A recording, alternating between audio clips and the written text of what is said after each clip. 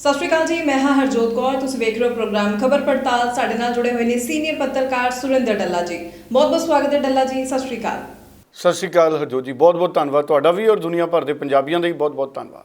डल्ला जी, सब तो पहला गल करिए तो बहुत ही बड़ा सवाल है एक मुल्क एक चोणां नूं लैके, जिथे इस कंसैप्ट नूं लैके जिहड़े बहुत सारे सवाल खड़े हुए पे ने, जिससे कई तरह दी चर्चावां भी हो रही ने।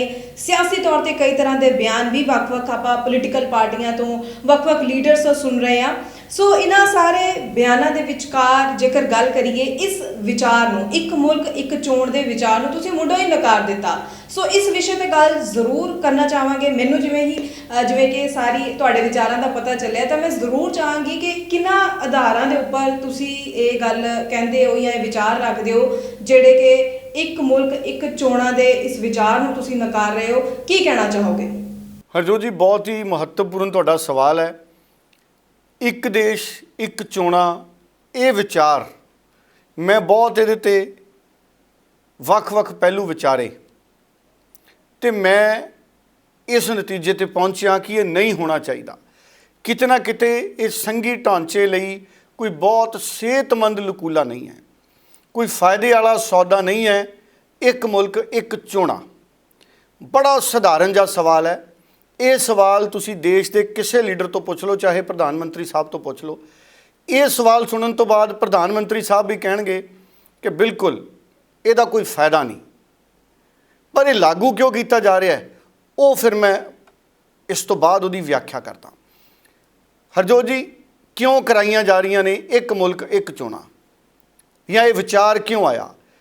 साडे साबका राष्ट्रपति कोविंद साहब इसका जिक्र कर चुके, कई बार प्रधानमंत्री नरेंद्र मोदी कई बार कह चुके हैं कि एक मुल्क एक चोणां भी इक्को बार चोणां होणियां चाहीदियां ने। साडे मुल्क च चोणां ही हुंदियां रहिंदियां। वो कहते एक बार चोणां करांगे तो खर्चा घटेगा। मैनू याद है अटल बिहारी वाजपेयी साहब की सरकार 13 दिनों बाद डिग गई सी। समझ लो एक साडे एक कानून लागू हो गया, एक मुल्क एक चोणां हो गईयां। मन लो कि अगले साल 1 जनवरी नूं साडे मुल्क च चोणां हो जांदियां ने। सारे देश दीयां विधान सभावां दीयां चोणां हो गईयां, सारे देश दीयां लोक सभा दीयां चोणां हो गईयां। 1 जनवरी नूं समझ लो साडे सारे मुल्क च 1 जनवरी 24 नूं साडे पूरे मुल्क च नवीं विधान सभा बन गईयां, चोणां हो गईयां, पंचायतां बन गईयां, सूबियां दीयां चोणां हो गईयां, लोक सभा दीयां चोणां हो गईयां। अटल बिहारी वाजपेयी साहब की सरकार 13 दिनों बाद डिग गई सी। मन लो 13 जनवरी 2024 नूं साडी लोक सभा, साडी केंद्र की सरकार डिग जाती है, फिर की होऊगा? कि 13 दिनों बाद जो कोड ऑफ कंडक्ट लगूगा कि फिर नवे सिरे तो सारे मुल्क च चोणां होणगियां भी भाई आपां केंद्र की सरकार चुननी है, तो फिर दोबारा विधान सभा दीयां चोणां होणगियां, फिर पंचायतां दीयां चोणां नाल होणगियां। चलो मान लो कि केंद्र की सरकार नहीं डिगदी, मान लो केंद्र की सरकार भी नहीं डिगदी, 5 सूबियां दीयां सरकारां डिग जांदियां ने। फिर वो 5 सूबियां च आपां की करांगे? कि आपां इंतज़ार करांगे कि 1 जनवरी 2024 नूं साड़ियाँ नवीं 5 सालों लिए वोटां पईयां सी ते असी फिर 5 सालों बाद उन्होंने सूबियां दीयां वोटां पवावांगे? वो तो फिर वोटां करवाउणियां पैणियां 6 महीने बाद या साल बाद, या असी फिर 4.5-5 साल उत्थे राष्ट्रपति शासन रखांगे। इस करके साडा मुल्क जदों आज़ाद होया 1951 तो लैके 1967 तक आंकड़े कहते हैं कि साडे मुल्क दे विच भी इक्को वेले लोक सभा ते विधान सभा दीयां चोणां हुंदियां सी। फिर उस तो बाद की होया? उस तो बाद कई सूबियां च राष्ट्रपति शासन लग गया, कई सूबियां च सरकारां टुट गईयां, ते जदों सूबियां च सरकारां टुट जांदियां ने ते फिर 6 महीनों दे विच वोटिंग कराउणी पैंदी है। इस करके ये कदे भी संभव नहीं होएगा कि मुल्क दे विच इक्को वेले सारियां चोणां कराईयां जाण, क्योंकि अगर एक भी सूबे च सरकार डिग गई तो फिर सानूं उत्थे वोटां दोबारा कराउणियां पैणियां, तो फिर वोटां 5 साल बाद हुंदियां ने।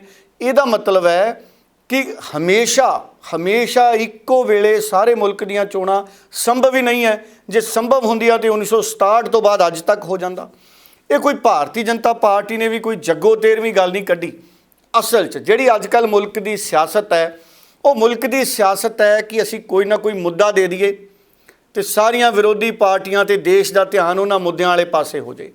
हुण मैनूं वो भी वेला याद है ਜਦੋਂ ਸਾਡੇ ਪ੍ਰਧਾਨ ਮੰਤਰੀ ਸਾਹਿਬ ਕਹਿੰਦੇ ਸੀ ਦੇਖੋ ਬੜੀ ਤਰੱਕੀ ਪ੍ਰਧਾਨ ਮੰਤਰੀ ਨੇ ਸਾਡੇ ਮੁਲਕ ਨੂੰ ਕਰਾਈ ਹੈ, ਕਈ ਗੱਲਾਂ 'ਚ ਨਰਿੰਦਰ ਮੋਦੀ ਉਹਨਾਂ ਦੀ ਤਾਰੀਫ ਕਰਨੀ ਵੀ ਬਣਦੀ ਹੈ, ਪੂਰੀ ਦੁਨੀਆ 'ਚ ਭਾਰਤ ਦਾ ਨਾਮ ਚੰਗਾ ਕਰਤਾ। ਅੱਗੇ ਡਰਦੇ ਡਰਦੇ ਸਾਡੇ ਮੁਲਕ ਦੇ ਲੋਕ ਵੀਜ਼ਾ ਅਪਲਾਈ ਕਰਦੇ ਸੀ ਵੀ ਭਾਈ ਵੀਜ਼ਾ ਨਹੀਂ ਦਿੰਦੇ ਅਮਰੀਕਾ ਵਾਲੇ, ਹੁਣ 5 ਮਿੰਟ ਦੀ ਇੰਟਰਵਿਊ ਤੋਂ ਬਾਅਦ ਵੀਜ਼ਾ ਦੇ ਦਿੰਦੇ ਨੇ। ਬਹੁਤ ਸਾਰੇ ਸਾਡੇ ਪ੍ਰਧਾਨ ਮੰਤਰੀ ਨੇ ਮੁਲਕ ਦੇ ਵਿੱਚ ਚੰਗੇ ਕੰਮ ਕੀਤੇ ਨੇ, ਇਕੱਲੇ ਨਰਿੰਦਰ ਮੋਦੀ ਨੇ ਨਹੀਂ ਕੀਤੇ। ਕੰਪਿਊਟਰ ਰਾਜੀਵ ਗਾਂਧੀ ਲਿਆਏ ਸੀ, ਇੰਦਰਾ ਗਾਂਧੀ ਸੰਜੀਵ ਗਾਂਧੀ ਵੇਲੇ ਮਰੂਤੀ ਕਾਰ ਆ ਗਈ ਸੀ। ਇਸ ਕਰਕੇ ਸਮੇਂ-ਸਮੇਂ ਦੀਆਂ ਸਰਕਾਰਾਂ, ਅਟਲ ਬਿਹਾਰੀ ਵਾਜਪਾਈ ਸਾਹਿਬ ਨੇ ਬੱਸ ਤੋਰਤੀ ਪਾਕਿਸਤਾਨ। ਦੇਖੋ ਹੁਣ ਵਾਲੇ ਸਮੇਂ 'ਚ ਆ ਸਾਡਾ ਬਾਰਡਰ ਬੰਦ ਹੋ ਗਿਆ ਜਿਹੜਾ ਪਾਕਿਸਤਾਨ ਨਾਲ ਵਪਾਰ ਕਰਦਾ ਸੀ, ਪਰ ਉਹ ਮੈਚ ਚੱਲੀ ਜਾਂਦਾ। ਹੁਣ ਏਸ਼ੀਆ ਕੱਪ ਦਾ ਕਹਿੰਦੇ, ਹੁਣ ਏਸ਼ੀਆ ਕੱਪ ਚੱਲ ਰਿਹਾ, ਫਿਰ ਵਰਲਡ ਕੱਪ ਹੋਊਗਾ ਪਾਕਿਸਤਾਨ ਨਾਲ। ਸਮੇਂ-ਸਮੇਂ 'ਤੇ ਸਰਕਾਰਾਂ ਦੇ ਜਿਹੜੇ ਫੈਸਲੇ ਨੇ ਉਹ ਆਪਣੇ ਹਿਸਾਬ ਨਾਲ ਹੁੰਦੇ ਨੇ। ਮੈਨੂੰ ਪ੍ਰਮੋਦ ਮਹਾਜਨ ਯਾਦ ਆ ਜਾਂਦੇ ਨੇ ਕਈ ਵਾਰੀ ਸਵੇਰੇ ਚਾਹ ਪੀਂਦੇ ਪੀਂਦੇ। ਉਹ ਕਹਿੰਦੇ ਸੀ ਫੀਲ ਗੁੱਡ ਫੈਕਟਰ। ਹੁਣ ਚਾਹ ਪੀ ਕੇ ਵੀ ਉਹ ਫੀਲ ਗੁੱਡ ਫੈਕਟਰ ਨਹੀਂ ਆਉਂਦਾ। ਲੋਕ ਡਰਦੇ ਹੀ ਰਹਿੰਦੇ ਵੀ ਚਾਹ ਪੀ ਕੇ ਕਿਤੇ ਗੈਸ ਨਾ ਬਣ ਜੇ, ਕਿਸੇ ਨੂੰ BP ਚੜ੍ਹ ਜਾਂਦਾ, ਕਿਸੇ ਨੂੰ ਸੁਸਤੀ ਪੈ ਜਾਂਦੀ। ਡਾਕਟਰ ਕਹਿੰਦੇ ਇਹ ਚਾਹ ਹੀ ਨਾ ਪੀਆ ਕਰੋ ਸਵੇਰੇ। ਸੋ ਉਹੀ ਗੱਲ ਹੈ ਵੀ ਹਰ ਗੱਲ ਦੇ ਬਹੁਤ ਸਾਰੇ ਤਰਕ ਨੇ। ਫਿਰ ਸ਼ਾਈਨਿੰਗ ਇੰਡੀਆ ਬਣਾਤਾ ਸੀ ਪ੍ਰਮੋਦ ਮਹਾਜਨ ਸਾਹਿਬ ਨੇ, ਕਹਿੰਦੇ ਸ਼ਾਈਨਿੰਗ ਇੰਡੀਆ। ਫਿਰ ਡਾਕਟਰ ਅਬਦੁਲ ਕਲਾਮ ਆਏ, ਬੜੇ ਸਿਆਣੇ ਸਾਡੇ ਰਾਸ਼ਟਰਪਤੀ ਸੀ, ਬੜਾ ਸਤਿਕਾਰ ਹੈ। ਉਹ ਕਹਿੰਦੇ ਸੀ ਮੈਂ 2022 ਤੱਕ ਇੰਡੀਆ ਨੂੰ ਵਿਕਸਿਤ ਦੇਖਣਾ ਚਾਹੁੰਦਾ। ਸਾਡੀ ਹੋਣ ਵਾਲੀ ਸਰਕਾਰ ਕਹਿੰਦੀ ਅਸੀਂ 47 ਤੱਕ ਵਿਕਸਿਤ ਮੁਲਕ ਬਣਾਂਗੇ। ਇਹਦਾ ਮਤਲਬ ਹੈ 22 ਤੋਂ 47, 22 ਦੂਣ 44 ਤੇ 6, ਅਸੀਂ ਹਜੇ ਵੀ ਲਗਭਗ 27-28 ਸਾਲ ਪਿੱਛੇ ਹਾਂ ਜੇ ਵਿਕਸਿਤ ਵੀ ਅਸੀਂ ਹੋਣਾ ਤਾਂ। ਉਹ ਬੜੇ ਦਿਲਚਸਪ ਜਿਹੇ ਅੰਕੜੇ ਨੇ। 1 ਕਰੋੜ ਨੌਕਰੀਆਂ ਦੀ ਗੱਲ ਆਈ ਸੀ। ਦੇਖੋ ਆ ਮੇਰੇ ਕੋਲੇ ਅੰਕੜੇ ਨੇ, ਵੱਖ-ਵੱਖ ਸੋਸ਼ਲ ਮੀਡੀਆ ਦੀਆਂ ਖਬਰਾਂ ਨੇ। ਕਹਿੰਦੇ ਨਵੰਬਰ 22 2013, ਅੱਗੇ ਪਿੱਛੇ ਹੋ ਸਕਦੇ 1-2 ਦਿਨ, ਭਾਈ ਗੁੱਸਾ ਨਾ ਕਰ ਲਿਓ ਕਿਤੇ ਦਿਨ ਨਹੀਂ ਮਿਲਿਆ। ਨਵੰਬਰ 22 2013 ਨੂੰ ਪ੍ਰਧਾਨ ਮੰਤਰੀ ਨਰਿੰਦਰ ਮੋਦੀ ਨੇ ਇੱਕ ਬਹੁਤ ਵੱਡਾ ਪ੍ਰੋਮਿਸ ਕੀਤਾ ਸੀ। ਕੈਂਡੀਡੇਟ ਸੀ ਉਦੋਂ ਮੋਦੀ ਸਾਹਿਬ, ਪ੍ਰਧਾਨ ਮੰਤਰੀ ਨਹੀਂ ਸੀ, ਪ੍ਰਧਾਨ ਮੰਤਰੀ ਦੇ ਉਮੀਦਵਾਰ ਸੀ। ਜਦੋਂ ਮਨਮੋਹਨ ਸਿੰਘ ਦੀ ਸਰਕਾਰ ਸੀ, ਅੰਨਾ ਹਜ਼ਾਰੇ ਦਾ ਅੰਦੋਲਨ ਸੀ, ਅਰਵਿੰਦ ਕੇਜਰੀਵਾਲ ਜਦੋਂ ਐਂਟੀ ਕਰਪਸ਼ਨ ਦੇ ਖਿਲਾਫ ਅਭਿਆਨ ਚਲਾ ਰਹੇ ਸੀ, ਜਦੋਂ ਅਰਵਿੰਦ ਕੇਜਰੀਵਾਲ ਸਾਹਿਬ ਲਿਸਟ ਦੱਸਿਆ ਕਰਦੇ ਸੀ ਵੀ ਆਹ ਵੀ ਉਹ ਹੈ, ਆਹ ਵੀ ਉਹ ਹੈ, ਆਹ ਵੀ ਉਹ ਹੈ, ਆਹ ਵੀ ਉਹ ਹੈ, ਆਪਾਂ ਨੂੰ ਪਤਾ ਹੀ ਹੈ ਉਹ ਕੀ। ਬਾਅਦ 'ਚ ਕੇਜਰੀਵਾਲ ਸਾਹਿਬ ਨੇ ਸੌਰੀ ਵੀ ਫੀਲ ਕੀਤੀ ਸੀ, ਉਹ ਵੀ ਸਾਨੂੰ ਯਾਦ ਹੈ ਦਿਨ। ਉਦੋਂ ਮੋਦੀ ਸਾਹਿਬ ਨੇ ਵਾਅਦਾ ਕਰਤਾ, ਚੋਣ ਵਾਅਦਾ ਕਹਿ ਲਓ, ਜਿਹੜਾ ਪੂਰਾ ਨਾ ਹੋਵੇ ਉਹ ਚੋਣ ਵਾਅਦਾ। ਕਹਿੰਦੇ ਸੀ 1 ਕਰੋੜ ਨੌਕਰੀਆਂ ਹਰ ਸਾਲ। ਲਓ ਜੀ, ਧੰਨ ਧੰਨ ਹੋਈ ਪਈ ਆ ਇੰਡੀਆ 'ਚ ਤਾਂ। ਸੋ 1 ਕਰੋੜ ਨੌਕਰੀਆਂ 1 ਸਾਲ। ਇਸ ਹਿਸਾਬ ਨਾਲ ਤਾਂ 14 'ਚ ਪ੍ਰਧਾਨ ਮੰਤਰੀ ਬਣੇ, ਅਸੀਂ 23 'ਚ ਆ ਗਏ। 9 ਸਾਲ ਪੂਰੇ ਹੋ ਗਏ, 9 ਕਰੋੜ ਨੌਕਰੀਆਂ। ਕੀ ਭਾਰਤੀ ਜਨਤਾ ਪਾਰਟੀ ਕੱਲ੍ਹ ਨੂੰ ਆਪਣੇ ਸੋਸ਼ਲ ਮੀਡੀਆ ਪੇਜ 'ਤੇ ਇਹ ਅੰਕੜਾ ਛਾਪ ਦੇਗੀ ਕਿ ਅਸੀਂ 9 ਕਰੋੜ ਨੌਕਰੀਆਂ ਦੇਤੀਆਂ? ਪ੍ਰਾਈਵੇਟ ਵਾਲੀਆਂ ਪਾ ਕੇ ਤਾਂ ਚਲੋ ਜਿਵੇਂ ਮਰਜ਼ੀ ਆਪਾਂ ਕਹਿ ਲਈਏ, ਪਰ ਕੀ ਲੱਗਦਾ ਕਿ ਉਨੀਆਂ ਨੌਕਰੀਆਂ ਮਿਲੀਆਂ? ਸੋ ਇਹ ਬਹੁਤ ਸਾਰੀਆਂ ਗੱਲਾਂ ਕਰਨ ਵਾਲੀਆਂ ਹੁੰਦੀਆਂ ਨੇ। ਮੈਂ 15 ਲੱਖ ਖਾਤਿਆਂ ਵਾਲੀ ਤਾਂ ਗੱਲ ਹੀ ਨਹੀਂ ਕਰਦਾ। ਫਿਰ ਸਾਡੇ ਬੁਲਟ ਟ੍ਰੇਨ ਚੱਲਣੀ ਸੀ, ਇਹ ਵੀ ਮੈਂ ਅਖਬਾਰ 'ਚ ਪੜ੍ਹਿਆ। ਕਹਿੰਦੇ ਜੀ ਫਰਵਰੀ 12 2018 'ਚ ਗੱਲ ਤੁਰੀ ਸੀ ਕਿ 508 kilometre Sabarmati Mumbai bullet train. ਸਾਡੇ ਬੁਲਟ ਮੋਟਰਸਾਈਕਲਾਂ ਦੇ ਅੰਦਰ ਕਹਿੰਦੇ ਉਹ ਸਲੈਂਸਰ ਕੱਢੀ ਜਾਂਦੇ ਅੱਜ ਕੱਲ੍ਹ ਪੁਲਿਸ ਵਾਲੇ ਵੀ ਉਹ ਖੜਕਾ ਬਹੁਤ ਕਰਦਾ। ਸਲੈਂਸਰ 'ਚ ਕੋਈ ਹੁੰਦਾ, ਕੋਈ ਪਤਾ ਨਹੀਂ ਕੀ ਹੁੰਦਾ, ਮੈਨੂੰ ਪਤਾ ਨਹੀਂ। ਕਿਤੇ ਵੀ ਬੁਲਟ ਮੋਟਰਸਾਈਕਲ ਦਿਖਦਾ ਤੇ ਪੁਲਿਸ ਵਾਲੇ ਰੋਕ ਕੇ ਚੈੱਕ ਕਰਦੇ ਨੇ, ਉਹ ਪਟਾਕੇ ਨਾ ਪੈਣ। ਕਹਿੰਦੇ ਗਾਣਾ ਵੀ ਆਇਆ ਸੀ, ਪਟਾਕੇ ਮਾਰਦਾ ਬੁਲਟ, ਪਤਾ ਨਹੀਂ ਕੋਈ ਇਹੋ ਜਿਹਾ। ਸੋ ਮੈਂ ਮੁਲਕ ਦੀ ਸਿਆਸਤ ਦੱਸਦਾ। Bullet train Sabarmati Mumbai bullet train ਇਹ ਚੱਲਣੀ ਸੀ 2022 ਤੋਂ ਪਹਿਲਾਂ ਚੱਲ ਜਾਣੀ ਸੀ। ਕਿਤੇ ਚੱਲ ਹੀ ਨਾ ਗਈ ਹੋਵੇ, ਮੈਨੂੰ ਪਤਾ ਹੀ ਨਾ ਹੋਵੇ ਹਰਜੋਤ ਜੀ, ਇਹ ਵੀ ਹੋ ਸਕਦਾ ਭਾਈ, ਪਤਾ ਕਰ ਲਓ। ਕਿਤੇ ਮੈਂ ਕਹੀ ਜਾਵਾਂ ਬੁਲਟ ਟ੍ਰੇਨ ਚੱਲੀ ਨਹੀਂ, ਬੁਲਟ ਟ੍ਰੇਨ ਚੱਲੀ ਜਾਂਦੀ ਹੋਵੇ, ਕਿਉਂਕਿ ਉਹ ਤਾਂ ਚੱਲ ਜਾਣੀ ਸੀ 15 ਅਗਸਤ 2022 ਤੱਕ। ਇਹ ਤਾਂ ਸਾਲ ਟੱਪ ਗਿਆ। ਸੋ ਇਸ ਤਰ੍ਹਾਂ ਦੇ ਵਾਅਦੇ ਵੀ ਹੁੰਦੇ ਨੇ। ਫਿਰ ਬੜੇ ਦਿਲਚਸਪ ਵਾਅਦੇ ਹੁੰਦੇ ਨੇ ਕਈ ਵੀ 2022 ਤੱਕ ਹਰ ਕਿਸੇ ਕੋਲੇ ਘਰ ਹੋਣਾ ਸੀ, ਹਰ ਕਿਸੇ ਕੋਲੇ ਘਰ ਹੋਣਾ ਸੀ 2022 ਤੱਕ। ਦੇਖੋ ਕਿੰਨੀ ਖੁਸ਼ੀ ਵਾਲੀ ਗੱਲ ਹੈ, ਕੋਈ ਬੇਘਰ ਹੀ ਨਹੀਂ ਬਚਿਆ ਸਾਡੇ ਤਾਂ। ਸਾਡੇ ਮੁਲਕ 'ਚ ਝੁੱਗੀਆਂ ਝੋਪੜੀਆਂ ਦਾ ਨਾਮੋ ਨਿਸ਼ਾਨ ਹੀ ਮਿਟ ਚੁੱਕਿਆ। ਹੁਣ ਤਾਂ ਕਿੱਥੇ ਕੋਈ ਰਹਿੰਦਾ ਝੁੱਗੀ ਝੋਪੜੀ 'ਚ ਜੀ। 2022 ਲੰਘ ਗਈ, ਫਿਰ ਗੱਲ ਹੋਰ ਅੱਗੇ ਤੁਰੀ ਸੀ। ਸੋ ਬੜੀਆਂ ਗੱਲਾਂ ਨੇ। ਕਹਿੰਦੇ ਜਿਹੜਾ ਆਹ ਵਰ੍ਹਾ ਆਪਣਾ 2023, 15 ਅਗਸਤ 2020 ਨੂੰ ਗੱਲ ਹੋਈ ਸੀ, ਦਿਨ ਅੱਗੇ ਪਿੱਛੇ ਹੋ ਸਕਦੀ ਹੈ ਡੇਟ, ਵੀ ਅਸੀਂ ਇੰਡੀਆ ਦੇ ਵਿੱਚ 6 ਲੱਖ ਪਿੰਡਾਂ ਨੂੰ ਆਪਟੀਕਲ ਫਾਈਬਰ ਨਾਲ ਜੋੜ ਦੇਣਾ 2023 ਤੱਕ। ਫਿਰ ਇਹ ਵੀ ਗੱਲ ਹੋਈ ਸੀ ਇੱਕ ਆਗਰਾ ਦੀ ਰੈਲੀ 'ਚ, ਚਲੋ ਇਹ ਤਾਂ ਗੱਲ ਮੈਂ ਪਹਿਲਾਂ ਕਰਤੀ ਨੌਕਰੀਆਂ ਵਾਲੀ। ਇਹ ਵੀ ਗੱਲ ਹੋਈ ਸੀ ਜਦੋਂ ਅਸੀਂ ਆਜ਼ਾਦੀ ਦਾ 75ਵਾਂ ਆਜ਼ਾਦੀ ਦਿਹਾੜਾ ਮਨਾਵਾਂਗੇ 2022 'ਚ, ਤਾਂ ਸਾਡਾ ਪੂਰਾ ਮੁਲਕ 24/7 ਇਲੈਕਟ੍ਰਿਸਿਟੀ, ਹਰ ਘਰ ਨੂੰ 24 ਘੰਟੇ ਬਿਜਲੀ ਸਪਲਾਈ। ਮੈਂ ਤਾਂ ਅੱਜ ਦਿਨੇ ਹੀ ਕੱਟ ਚੱਲਿਆ, ਸਟੂਡੀਓ 'ਚ ਵੀ ਕੱਟ ਲੱਗਿਆ ਸੀ ਅੱਜ ਤਾਂ। ਸੋ ਬਹੁਤ ਵੱਡੀਆਂ ਵੱਡੀਆਂ ਗੱਲਾਂ ਸਾਡੇ ਮੁਲਕ 'ਚ ਹੁੰਦੀਆਂ ਨੇ। ਫਿਰ ਇਹ ਵੀ ਗੱਲ ਹੋਈ ਸੀ ਕਿ 15 ਅਗਸਤ 2022 ਤੱਕ ਜਿਹੜਾ ਲੰਘ ਗਿਆ, ਸਾਡੇ ਕਿਸਾਨਾਂ ਦੀ ਜਿਹੜੀ ਆਮਦਨ ਹੈ ਉਹ ਦੁੱਗਣੀ ਹੋ ਜਾਣੀ ਸੀ। ਹਜੇ ਵੀ ਕਿਸਾਨ ਧਰਨੇ ਤੇ ਬੈਠੇ। 26 ਦਾ ਫਿਰ ਐਲਾਨ ਕਰਤਾ SKM ਨੇ, ਕਹਿੰਦੇ 26 ਤੋਂ ਅਸੀਂ ਪੱਕਾ ਮੋਰਚਾ ਲਾ ਦਾਂਗੇ। ਸੋ ਇਹ ਗੱਲ ਇਹ ਹੈ ਕਿ ਸਾਡੇ ਜਿਹੜੇ ਲੀਡਰ ਨੇ, ਭਾਵੇਂ ਨਰਿੰਦਰ ਮੋਦੀ ਜੀ ਸੀ, ਅਟਲ ਬਿਹਾਰੀ ਵਾਜਪਾਈ ਜੀ ਸੀ, ਭਾਵੇਂ ਰਾਹੁਲ ਗਾਂਧੀ ਹੈ, ਸੋਨੀਆ ਗਾਂਧੀ ਹੈ, ਅਰਵਿੰਦ ਕੇਜਰੀਵਾਲ ਹੈ, ਭਗਵੰਤ ਮਾਨ ਹੈ, ਇਹਨਾਂ ਦੇ ਸੁਪਨੇ ਬਹੁਤ ਵੱਡੇ ਵੱਡੇ ਨੇ ਮੁਲਕ ਲਈ। ਇਹ ਬਹੁਤ ਕੁਝ ਕਰਨਾ ਚਾਹੁੰਦੇ ਨੇ, ਇਹ ਬਹੁਤ ਕੁਝ ਕਰਨਾ ਚਾਹੁੰਦੇ ਨੇ, ਕੋਸ਼ਿਸ਼ਾਂ ਵੀ ਕਰ ਰਹੇ ਨੇ। ਤੁਸੀਂ ਦੇਖੋ ਨਾ ਜੀ, ਹੁਣ ਜਹਾਜ਼ ਸਾਡੇ ਚਲਿਆ ਗਿਆ ਸੂਰਜ ਵਾਲੇ ਪਾਸੇ। 1 ਘੰਟੇ 'ਚ ਕਹਿੰਦੇ ਪਤਾ ਨਹੀਂ ਇੱਕ ਦਿਨ 'ਚ 1440 ਫੋਟੋਆਂ ਭੇਜਿਆ ਕਰੂ ਸੂਰਜ ਦੀਆਂ ਰੌਸ਼ਨੀਆਂ ਦੀ। ਇਹ ਛੋਟੀ ਮੋਟੀ ਗੱਲ ਹੈ ਜੀ ਕਿਤੇ। ਆ ਕਿੰਨੇ ਦਿਨ ਹੋ ਗਏ ਸਾਡਾ ਇੱਕ ਉਹ ਕਰਾਫਟ, ਮੂਨ ਕਰਾਫਟ, ਚੰਦਰਮਾ 'ਤੇ ਤੁਰਿਆ ਫਿਰਦਾ, ਟਾਇਰ ਲੱਗਿਆ ਉਹਦੇ। ਇਹ ਕਿਤੇ ਛੋਟੀ ਗੱਲ ਹੈ ਜੀ। ਛੋਟੀ ਗੱਲ ਕੀ ਹੈ? ਸਿਲੰਡਰ ਦੀ ਕੀਮਤ 200 ਰੁਪਏ ਘਟਣੀ, ਇਹ ਛੋਟੀ ਗੱਲ ਹੈ। ਪੈਟਰੋਲ ਡੀਜ਼ਲ ਦੀ ਕੀਮਤ ਨਾ ਘਟਣੀ, ਇਹ ਛੋਟੀ ਗੱਲ ਹੈ। ਇਹ ਕੋਈ ਗੱਲਾਂ 'ਚੋਂ ਗੱਲ ਹੈ ਜੀ। ਗੱਲ ਚੰਦਰਮਾ 'ਤੇ ਦੇਖੋ, ਮੂਨ ਚੱਲ ਗਿਆ, ਟੈਲੀਵਿਜ਼ਨ ਵਾਲੇ ਬੜੇ ਖੁਸ਼, ਕਈ ਖਬਰਾਂ ਚਲਾਉਣ ਲੱਗ ਗਏ ਵੀ ਉੱਥੇ ਆਉਂਦੇ ਸਮੇਂ 'ਚ ਪਲਾਟ ਕੱਟੇ ਜਾਣਗੇ। ਇੱਥੇ ਪਲਾਟ ਹਜੇ ਮਿਲਦੇ ਨਹੀਂ, DC ਰੇਟ ਵਧੀ ਜਾਂਦਾ। ਹੁਣ ਕੋਈ ਵੱਡੀ ਗੱਲ ਨਹੀਂ, ਟੈਲੀਵਿਜ਼ਨ ਚੈਨਲ ਵਾਲੇ ਥੋੜ੍ਹੇ ਦਿਨਾਂ ਬਾਅਦ ਸੂਰਜ ਨੂੰ ਜੱਫਾ ਪਾ ਲੈਣ ਵੀ ਲੋਕ ਕਹੀ ਜਾਂਦੇ ਨੇ ਸੂਰਜ ਗਰਮ ਹੈ, ਉਹ ਤਾਂ ਠੰਡਾ ਹੈ। ਕੁਝ ਨਹੀਂ ਪਤਾ ਹੁੰਦਾ। ਟੈਲੀਵਿਜ਼ਨ 'ਚ ਵੀ ਸਾਡੇ ਬਹੁਤ ਵਿਗਿਆਨੀ ਨੇ। ਸੋ ਇਸੇ ਕਰਕੇ ਸਾਡਾ ਮੁਲਕ ਕਿਉਂ, ਪੂਰੀ ਦੁਨੀਆ, ਸਾਡੇ ਦੁਨੀਆ ਦੇ ਜਿਹੜੇ ਲੀਡਰ ਨੇ ਉਹ ਬਹੁਤ ਵੱਡੇ ਵੱਡੇ ਸੁਪਨੇ ਵਿਖਾਉਂਦੇ ਨੇ, ਕਿਉਂਕਿ ਤਾਂ ਹੀ ਮੁਲਕ ਤਰੱਕੀ ਕਰਦੇ ਨੇ ਜੇ ਸੁਪਨੇ ਵਿਖਾਏ ਜਾਣਗੇ। ਜੇ ਸੁਪਨੇ ਹੀ ਨਹੀਂ ਹੋਣਗੇ ਤਾਂ ਸਾਡਾ ਟੀਚਾ ਕੀ ਹੋਊਗਾ? ਇਸ ਕਰਕੇ ਸੁਪਨਿਆਂ ਦਾ ਜਿਉਂਦੇ ਰਹਿਣਾ ਬੜਾ ਜ਼ਰੂਰੀ ਹੈ। ਇੱਕ ਸ਼ਾਇਰ ਵੀ ਕਹਿੰਦਾ ਸੀ ਕਿ ਸੁਪਨੇ ਮਰ ਗਏ ਤਾਂ ਫਿਰ ਕਾਹਦੀ ਜ਼ਿੰਦਗੀ। ਇਸ ਕਰਕੇ ਆਪਾਂ ਬਿਲਕੁਲ ਇਹ ਸੁਪਨਾ ਰੱਖਣਾ ਹੈ ਕਿ ਇੱਕ ਮੁਲਕ ਇੱਕ ਚੋਣਾਂ ਅਗਰ ਹੁੰਦੀਆਂ ਤਾਂ ਮੁਲਕ 'ਚ ਸਭ ਕੁਝ ਠੀਕ ਹੋ ਜੂਗੀ। ਨਾ ਕਦੀ ਸਰਕਾਰ ਡਿੱਗੂਗੀ, ਨਾ ਸਾਡਾ ਪੈਸਾ ਬਰਬਾਦ ਹੋਊਗਾ। ਇੱਕੋ ਵਾਰੀ ਚੋਣਾਂ ਹੋਣਗੀਆਂ ਤੇ ਅਗਲੇ 5 ਸਾਲਾਂ ਲਈ ਸਾਰਾ ਕੁਝ ਵਧੀਆ ਹੋ ਜੂਗਾ। ਕੀ ਇਤਰਾਜ਼ ਹੈ ਸੁਪਨਿਆਂ ਦਾ? ਬਾਕੀ ਹਜੇ ਤਾਂ ਇਹਦੇ ਤੇ ਕਮੇਟੀ ਬਣੀ ਹੈ ਸਾਬਕਾ ਰਾਸ਼ਟਰਪਤੀ ਸਾਹਿਬ ਦੀ ਅਗਵਾਈ 'ਚ। ਸਰਕਾਰ ਨੇ ਕਮੇਟੀ ਦਾ ਮੁਖੀ ਉਸ ਸਾਬਕਾ ਰਾਸ਼ਟਰਪਤੀ ਨੂੰ ਬਣਾਇਆ ਜਿਹੜੇ ਪਹਿਲਾਂ ਹੀ ਵਕਾਲਤ ਕਰਦੇ ਸੀ ਵੀ ਇਹ ਹੋਣਾ ਚਾਹੀਦਾ, ਇੱਕ ਮੁਲਕ ਇੱਕ ਚੋਣਾਂ ਹੋਣੀਆਂ ਚਾਹੀਦੀਆਂ ਨੇ। ਉਹ ਪਹਿਲਾਂ ਹੀ ਵਕਾਲਤ ਕਰਦੇ ਸੀ, ਉਹਨਾਂ ਨੇ ਕਮੇਟੀ ਦਾ ਮੁਖੀ ਬਣਾਤਾ। ਦੇਖੋ ਕਿੰਨੀ ਵੱਡੀ ਗੱਲ ਹੈ। ਸੋ ਇਸ ਕਰਕੇ ਜਿਹੜੀ ਸਿਆਸਤ ਹੈ, ਸਿਆਸਤ ਨੂੰ ਜਿੱਤਿਆ ਨਹੀਂ ਜਾ ਸਕਦਾ, ਸਿਆਸਤ ਹੀ ਜਿੱਤਦੀ ਹੈ ਹਮੇਸ਼ਾ। ਬਾਕੀ ਵੇਖਦੇ ਹਾਂ ਬਣਦਾ ਕੀ ਹੈ। ਵਿਰੋਧੀ ਨਾਰਾਜ਼ ਹੋਏ ਪਏ ਨੇ, ਵਿਰੋਧੀ ਧਿਰਾਂ ਵਾਲੇ ਲਾਲ ਹੋਏ ਪਏ ਨੇ। ਉਂਝ ਸੰਘੀ ਢਾਂਚੇ 'ਤੇ ਵੀ ਇਹਦਾ ਅਸਰ ਪੈ ਸਕਦਾ ਹੈ, ਸੰਘੀ ਢਾਂਚੇ 'ਤੇ ਵੀ ਅਸਰ ਪੈ ਸਕਦਾ ਹੈ, ਕਿਉਂਕਿ ਸੂਬਿਆਂ ਤੋਂ ਟੈਕਸ ਇਕੱਠੇ ਹੋ ਕੇ ਜਦੋਂ ਕੇਂਦਰ ਤੱਕ ਜਾਂਦੇ ਨੇ ਤੇ ਫਿਰ ਸੂਬੇ ਚਿੱਠੀਆਂ ਲਿਖਣ ਜੋਗੇ ਰਹਿ ਜਾਂਦੇ ਨੇ ਵੀ ਸਾਡਾ ਹਿੱਸਾ ਦੇ ਦਿਓ, ਸਾਡਾ ਹਿੱਸਾ ਦੇ ਦਿਓ। ਇਹ ਸੰਘੀ ਢਾਂਚੇ 'ਤੇ ਅਸਰ ਹੁੰਦਾ ਹੈ। ਸੰਘੀ ਢਾਂਚੇ 'ਤੇ ਅਸਰ ਕਦੋਂ ਨਹੀਂ ਹੁੰਦਾ? ਜਦੋਂ ਟੈਕਸ ਇਕੱਠਾ ਹੋਵੇ ਤੇ ਸੂਬਿਆਂ ਦਾ ਟੈਕਸ ਉਸੇ ਟਾਈਮ ਮੁੜਿਆ ਆਵੇ ਜਦੋਂ ਕੇਂਦਰ ਕੋਲੇ ਜਾਵੇ, ਮਤਲਬ ਮੰਗਣਾ ਨਾ ਪਵੇ। ਜਿਵੇਂ ਹਰ ਵਿਦਿਆਰਥੀ ਚਾਹੁੰਦਾ ਹੈ, ਕਹਿੰਦਾ ਜਦੋਂ ਮੈਂ ਕਾਲਜ 'ਚ ਚੱਲ ਗਿਆ ਤੇ ਬਹੁਤ ਹੀ ਜ਼ਿਆਦਾ ਦਿੱਕਤ ਨਹੀਂ, ਜੇ ਪ੍ਰੋਫੈਸਰ ਨੂੰ ਕਹੋ ਮੈਨੂੰ ਅੱਜ ਦੀ ਛੁੱਟੀ ਚਾਹੀਦੀ, ਉਹ ਇਤਰਾਜ਼ ਨਹੀਂ ਕਰਦਾ।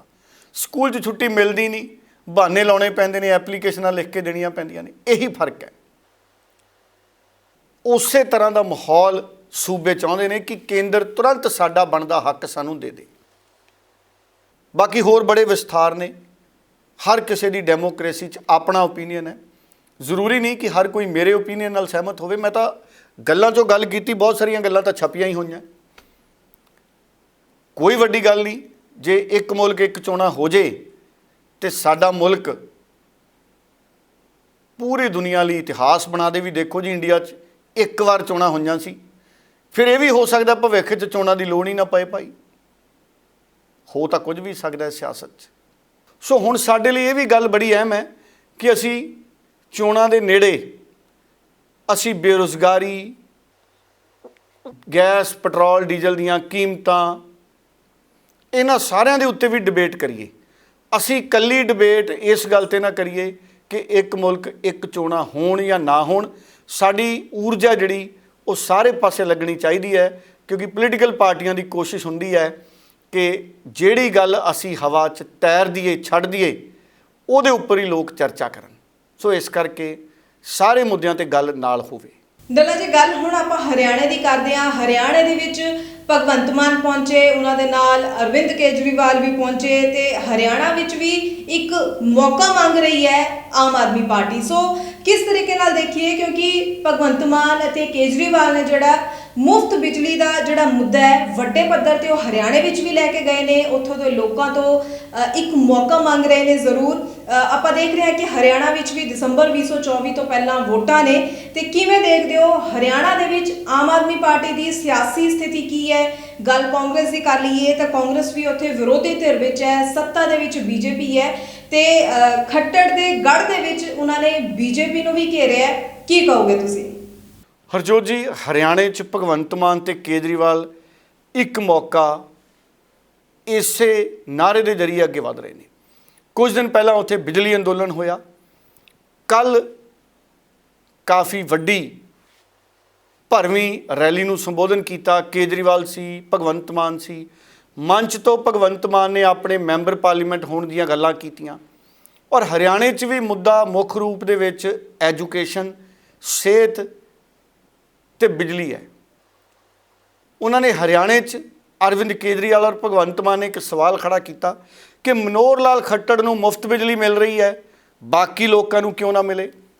ਫਿਰ ਸਵਾਲ ਇਹ ਵੀ ਹੈ ਕੇਜਰੀਵਾਲ ਸਾਹਿਬ, ਮਨੋਹਰ ਲਾਲ ਖੱਟੜ ਨੂੰ ਤਾਂ ਰਿਹਾਇਸ਼ ਵੀ ਮੁਫਤ ਹੈ, ਕਿ ਹਰਿਆਣੇ ਦੇ ਲੋਕਾਂ ਦਾ ਕਿਰਾਇਆ ਵੀ ਮਾਫ ਕਰ ਦਿਓਗੇ, ਹਰ ਕਿਸੇ ਨੂੰ ਘਰ ਵੀ ਦੇ ਦਿਓਗੇ? ਚਲੋ, ਬਿਜਲੀ ਦਿੱਤੀ ਜਾ ਸਕਦੀ ਹੈ, ਪੰਜਾਬ 'ਚ ਦਿੱਤੀ ਜਾ ਰਹੀ ਹੈ। ਭਾਵੇਂ ਸੂਬਾ ਪੰਜਾਬ ਵਾਲਾ ਵੀ ਕਰਜ਼ਈ ਹੈ, ਆਮਦਨ 'ਚ ਨਹੀਂ ਆਇਆ ਪੰਜਾਬ ਦਾ ਸੂਬਾ। ਜੇ ਪੰਜਾਬ ਦੀ ਆਮਦਨ ਸਰਪਲਸ ਹੋ ਜਾਂਦੀ ਤੇ ਮੁਫਤ ਬਿਜਲੀ ਦਿੱਤੀ ਜਾਂਦੀ, ਫਿਰ ਬੜੀ ਖੁਸ਼ੀ ਵਾਲੀ ਗੱਲ ਸੀ। ਮੈਂ ਬਿਜਲੀ ਮੁਫਤ ਦੇ ਵਿਰੋਧ 'ਚ ਨਹੀਂ ਹਾਂ। ਜਿਹੜੇ ਲੋਕ ਬਿਜਲੀ ਦਾ ਬਿੱਲ ਤਾਰਨ ਦੇ ਸਮਰੱਥ ਨੇ ਉਹਨਾਂ ਲਈ ਵੀ ਯੋਜਨਾ ਲਿਆਓ ਕਿ ਜਿਹੜੇ ਲੋਕ ਬਿਜਲੀ ਦਾ ਬਿੱਲ ਦੇਣਾ ਚਾਹਣ ਉਹ ਦੇ ਸਕਣ, ਕਿਉਂਕਿ ਮੈਂ ਵੀ ਦੇਣਾ ਚਾਹੁੰਦਾ। ਮੈਨੂੰ ਇਹੀ ਨਹੀਂ ਪਤਾ ਮੈਂ ਦੇਵਾਂ ਕਿਵੇਂ। ਮੈਂ ਪੁੱਛਿਆ ਇੱਕ ਵਾਰੀ, ਕਹਿੰਦੇ ਜਦ ਬਿੱਲ ਹੀ ਜ਼ੀਰੋ ਆ ਰਿਹਾ ਤੇ ਦੇਵੋਗੇ ਕਿਵੇਂ? ਖੈਰ, ਜਿਵੇਂ ਹੀ ਗਰਮੀ, ਅੱਤ ਦੀ ਗਰਮੀ ਖਤਮ ਹੋਈ, ਬਿੱਲ ਆਉਣ ਲੱਗ ਗਿਆ। ਹੁਣ ਮੈਂ ਬਿੱਲ ਦੇ ਰਿਹਾ। ਹੁਣ ਸਵਾਲ ਇਹ ਹੈ ਕਿ ਹਰਿਆਣੇ ਦੇ ਵਿੱਚ ਵੀ ਮੁੱਦਾ ਇਹੀ ਚੱਲ ਰਿਹਾ ਹੈ ਮੁਫਤ ਬਿਜਲੀ ਦਾ। ਇਹਦੇ ਤੇ ਵੋਟਾਂ ਮੰਗੀਆਂ ਜਾ ਰਹੀਆਂ ਨੇ। ਮੁਹੱਲਾ ਕਲੀਨਿਕਾਂ ਤੇ, ਐਜੂਕੇਸ਼ਨ ਤੇ, ਸਕੂਲੀ ਸਿੱਖਿਆ ਤੇ ਭਗਵੰਤ ਮਾਨ ਨੇ ਬੀਜੇਪੀ ਨੂੰ ਹਰਿਆਣੇ 'ਚ ਜੰਮ ਕੇ ਰਗੜੇ ਲਾਏ। ਹੁਣ ਕਾਂਗਰਸ ਦੇ ਨਾਲ 2024 ਨੂੰ ਲੈ ਕੇ ਸਮਝੌਤਾ ਹੈ। ਕੋਈ ਵੱਡੀ ਗੱਲ ਨਹੀਂ, ਦਸੰਬਰ 24 ਤੋਂ ਪਹਿਲਾਂ ਵੋਟਾਂ ਪੈਣੀਆਂ ਨੇ ਹਰਿਆਣਾ 'ਚ। ਅਗਰ ਲੋਕ ਸਭਾ ਦੇ ਨਤੀਜੇ ਚੰਗੇ ਆ ਗਏ ਇੰਡੀਆ ਗਠਬੰਧਨ ਦੇ, ਕੋਈ ਵੱਡੀ ਗੱਲ ਨਹੀਂ, ਉਸ ਤੋਂ ਬਾਅਦ ਵੀ ਇੰਡੀਆ ਗਠਬੰਧਨ ਮਿਲ ਕੇ ਚੋਣਾਂ ਲੜੇ। ਪਰ ਅਰਵਿੰਦ ਕੇਜਰੀਵਾਲ ਹਰਿਆਣੇ ਦੇ ਵਿੱਚ ਦੱਬ ਕੇ ਚੋਣ ਪ੍ਰਚਾਰ ਕਰ ਰਹੇ ਨੇ। ਉਹਨਾਂ ਦਾ ਸਬੰਧ ਵੀ ਹਰਿਆਣੇ ਨਾਲ ਹੈ। ਪੰਜਾਬ 'ਚ ਵੀ ਆਪ ਦੀ ਸਰਕਾਰ ਹੈ, ਦਿੱਲੀ 'ਚ ਵੀ ਆਪ ਦੀ ਸਰਕਾਰ ਹੈ, ਫਿਰ ਹਰਿਆਣੇ 'ਚ ਵੀ ਆਪ ਦੀ ਸਰਕਾਰ ਆ ਸਕਦੀ ਹੈ। ਇਹਦੇ 'ਚ ਕੋਈ ਬਹੁਤੀ ਜ਼ਿਆਦਾ ਗੱਲ ਔਖੀ ਨਹੀਂ ਹੈ, ਕਿਉਂਕਿ ਇੱਕ ਵਾਰੀ ਮੁਫਤ ਬਿਜਲੀ ਦਾ ਬਿੱਲ ਹਰਿਆਣੇ ਦੇ ਲੋਕ ਵੀ ਜ਼ਰੂਰ ਦੇਖਣਾ ਚਾਹੁੰਗੇ। ਇਸ ਕਰਕੇ ਹਰਿਆਣੇ 'ਚ ਭਰਵਾਂ ਚੋਣ ਪ੍ਰਚਾਰ ਇੱਕ ਤਰੀਕੇ ਨਾਲ ਮੈਂ ਕਹਿ ਸਕਦਾ ਸ਼ੁਰੂ ਹੋ ਗਿਆ। ਔਰ 24 ਟੀਚਾ ਉਸ ਤੋਂ ਪਹਿਲਾਂ ਹੈਗੀ ਹੈ ਲੋਕ ਸਭਾ। ਲੋਕ ਸਭਾ ਦੇ ਵਿੱਚ ਵੀ ਆਮ ਆਦਮੀ ਪਾਰਟੀ ਮੁਫਤ ਬਿਜਲੀ ਦੇ ਮੁੱਦੇ 'ਤੇ ਇੰਡੀਆ ਗਠਬੰਧਨ ਦੇ ਤਹਿਤ ਕਾਂਗਰਸ ਨਾਲ ਮਿਲ ਕੇ ਵੱਡਾ ਉਲਟ ਫੇਰ ਕਰ ਸਕਦੀ ਹੈ। साहब हैं चौथी पास, कोई भी आता है 2-4 मस्के लगाओ, जो मर्जी काम करवा के ले जाओ। साहब को किसी ने बोल दिया, मोदी जी को, कि दिल्ली में तो स्कूलों में बच्चे गरीबों के मुफ्त पढ़ रहे हैं जी। केजरीवाल ने तो ऐसा इंतजाम कर दिया, वो तो इंजीनियर बनने लगे, डॉक्टर बनने लगे हैं। जो हमने प्राइवेट स्कूल पैसे लेके खुलवाए थे वो रो रहे हैं जी। बच्चों को हटा के प्राइवेट स्कूलों से सरकारी में दाखिला दिलवा रहे हैं मां प्यो, कुछ करिए। तो साहब ने पूछा कौन करता है ये? कहते जी मनीष सिसोदिया का काम है। मनीष सिसोदिया को जेल में डाल दो। सिसोदिया को जेल में डाल दिया। फिर कोई और आया, सरकारी अस्पतालों में इलाज फ्री होने लगा जी दिल्ली में। चाहे एक पैरासीटामोल की गोली से लेकर 40 लाख तक के टेस्ट फ्री होते हैं जी। कोई पैसा नहीं देना पड़ता गरीबों को। जो हमने प्राइवेट हॉस्पिटल खोले थे ना, पैसे लेके, कमीशन लेके, वो तो खाली हो रहे हैं जी, कोई जा ही नहीं रहा। तो साहब ने कहा कौन करता है ये? बोले सतिंदर जैन कर रहा है। सतिंदर जैन को जेल में डाल दो। जेल में डाल दो। भाई साहब ये ऐसे मतलब फैसले लेके ये आम आदमी पार्टी को रोकना चाहते हैं। आम आदमी पार्टी एक दरिया का नाम है और दरिया अपना रास्ता खुद बनाता है, दरिया का कोई किनारा नहीं होता। डल्ला जी हुण गल नवजोत कौर सिद्धू की कर लेने आ। नवजोत कौर सिद्धू भी अजकल जो है बहुत सरगर्म नज़र आ रहे हैं। हालांकि उन्हों का कैंसर का इलाज भी चल रहा है, पर अपने कैंसर के इलाज के नाल उन्हों दियां समाजिक सरगर्मियां भी जो है नाल जरूर आप चलदियां देख रहे हैं। की कहना चाहोगे उन्होंने जो हुण सरगर्मियां चल रही हैं इन्हां सब के उपर? बिल्कुल, कैंसर के इलाज के नाल डॉक्टर नवजोत कौर सिद्धू सरगर्म हुए ने। कल पटियाले एक खूनदान कैंप दे विचों गए। तस्वीरां तुसीं देख रहे हो, कई लोगों ने खूनदान किया। पुलिस के साडे जवान भी खूनदान कैंप दे विच पहुंचे, उन्होंने अपना खूनदान किया। बड़ियां चंगियां तस्वीरां ने, वर्दीधारी जवान खूनदान करते हुए। बीबी नवजोत कौर खुद कैंसर तो पीड़ित ने, पर हुण सरगर्म हो गए ने। आउंदे दिनां 'च ये भी योजना है कि वो आप मैडिकल कैंप लाउणगे। हुण डॉक्टरां ने उन्होंने ये मंजूरी दे दी है कि वो बाहर घरों जा सकते हैं, लोकां 'च विचर सकते हैं। हालांकि कुछ दिन पहलां तक वो सिर्फ तो सिर्फ घर दे विच रहण लई मजबूर सी, क्योंकि डॉक्टरां ने उन्होंने बाहर जाण की इजाजत नहीं सी दित्ती। हालांकि वो ठंडियां थावां ते जा सकते सी, क्योंकि जिहड़े कैंसर के मरीज ने उन्होंने साफ सुथरा वातावरण किसी न किसी मर्ज तो गंभीर होने तो बचाउंदा है। सो कैंसर पीड़ितां लई साफ सुथरी हवा लाजमी दसी जाती है। सो वो बाहर आते जाते रहे, धार्मिक थावां ते भी गए। मलोट भी जाके आए डॉक्टर नवजोत कौर सिद्धू, जिथे एक किसान मेला सी उत्थे भी जाके आए। और लगातार डॉक्टर नवजोत कौर फेरे वकालत करते हैं कि जे पंजाब की किसानी नूं खुशहाल करना है तो जिहड़ी अफीम की वपारक खेती है पंजाब दे विच शुरू करनी चाहिए है। डॉक्टर अब्दुल कलाम ने राष्ट्रपति हाउस दे विच मैडिसिनल क्लीनिक बनाता सी। वो बूटियां दा उन्होंने उत्थे पार्क बनाता, क्लीनिक नहीं पार्क बनाता, जिहड़े बूटे दवाइयां की तरह वरते जाते हैं, जिवें तुलसी का बूटा है, जिवें अफीम का बूटा, या होर बहुत सारे बूटे ने जिहड़े दवाइयां 'च वरते जाते हैं। सो इस करके एलोवीरा जिहड़ा अजकल आपां पीने आ, ये बहुत सारे मैडिसिनल प्लांट ने जिन्हां दे विच दवाइयां की ताकत है, तो उन्होंने दवाइयां 'च वरत्या जाता है। सो मलोट जाके भी डॉक्टर नवजोत कौर सिद्धू ने अफीम की खेती की फिर वकालत की।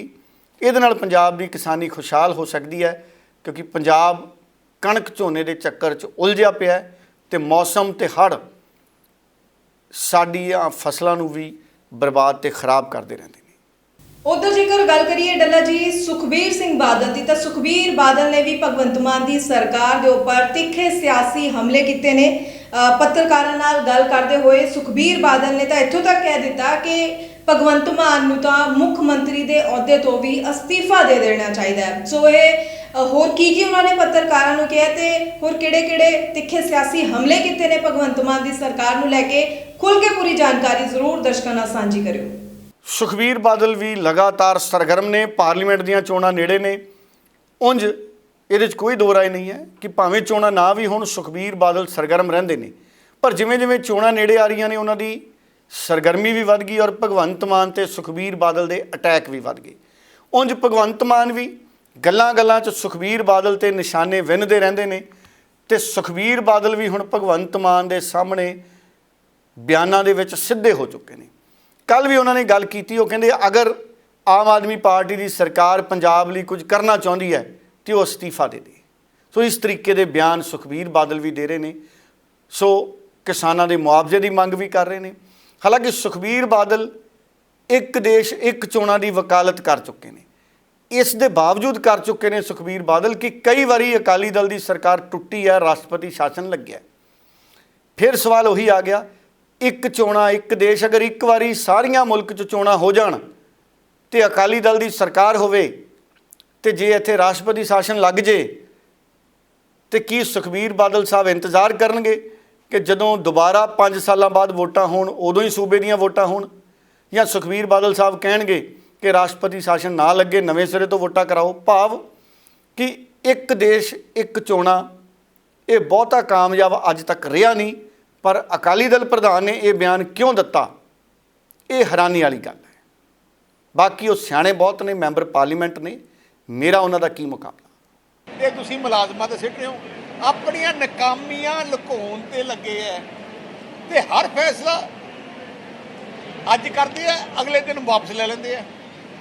ਇਹ ਜੇ ਮੈਂ ਤੁਹਾਨੂੰ 100 ਫੈਸਲੇ ਦੱਸ ਦੂੰਗਾ ਜਿਹੜੇ ਹਰ ਰੋਜ਼ ਲੈਂਦੇ ਆ ਤੇ ਵਾਪਸ ਲੈ ਲੈਂਦੇ ਆ। ਕਾਰਨ ਇਸ ਲਈ ਹੈ ਕਿ ਕਾਰਨ ਸਾਰਿਆਂ ਦਾ ਇਸ ਲਈ ਹੈ, ਇਹਨਾਂ ਨੂੰ ਕੋਈ ਤਜਰਬਾ ਨਹੀਂ, ਇਹਨਾਂ ਨੂੰ ਕੱਲਾ ਲੁੱਟਣ ਦਾ ਤਜਰਬਾ ਹੈ। ਇਹ ਸਰਕਾਰ ਦਾ ਇੱਕੋ ਇੱਕ ਏਜੰਡਾ ਹੈ ਕਿ ਪੰਜਾਬ ਦੇ ਖਜ਼ਾਨੇ 'ਚੋਂ ਪੈਸਾ ਕੱਢੋ, ਉਸ ਨੂੰ ਆਮ ਆਦਮੀ ਪਾਰਟੀ ਨੂੰ ਦੁਨੀਆ ਹਿੰਦੁਸਤਾਨ ਦੇ ਕੋਨੇ-ਕੋਨੇ 'ਚ ਜਿਤਾਉਣ ਵਾਸਤੇ ਲਾਓ। 750 ਕਰੋੜ ਰੁਪਇਆ ਪੰਜਾਬ ਦੇ ਖਜ਼ਾਨੇ 'ਚੋਂ ਕੱਢ ਕੇ ਦੂਜੇ ਸੂਬਿਆਂ ਦੇ ਇਸ਼ਤਿਹਾਰ ਦੇ ਕੇ, ਅਖਬਾਰਾਂ 'ਚ ਇਸ਼ਤਿਹਾਰ ਦੇ ਕੇ, ਬੈਨਰ ਪੋਸਟਰ ਲਾ ਕੇ ਉੱਥੇ ਲਾ ਰਹੇ ਆ। ਤੁਸੀਂ ਦੇਖ ਲਓ ਕਿੰਨੀ ਬੇਇਨਸਾਫੀ ਹੈ। ਤਕਰੀਬਨ 10,000 ਕਰੋੜ ਦਾ ਨੁਕਸਾਨ ਪੰਜਾਬ ਦੇ ਕਿਸਾਨਾਂ ਦਾ ਹੋਇਆ, ਗਰੀਬ ਦਾ ਹੋਇਆ। ਆ ਹੜ੍ਹ ਕਰਕੇ ਕੱਲਾ ਮੁਆਵਜ਼ਾ ਦਿੱਤਾ 186 ਕਰੋੜ, ਪਰ ਪਿਛਲੇ ਸਾਲ ਦੇ ਅੰਦਰ 750 ਕਰੋੜ ਕੱਲਾ ਇਸ਼ਤਿਹਾਰਾਂ ਤੇ ਲਾਇਆ, ਝੂਠੇ ਇਸ਼ਤਿਹਾਰਾਂ ਤੇ।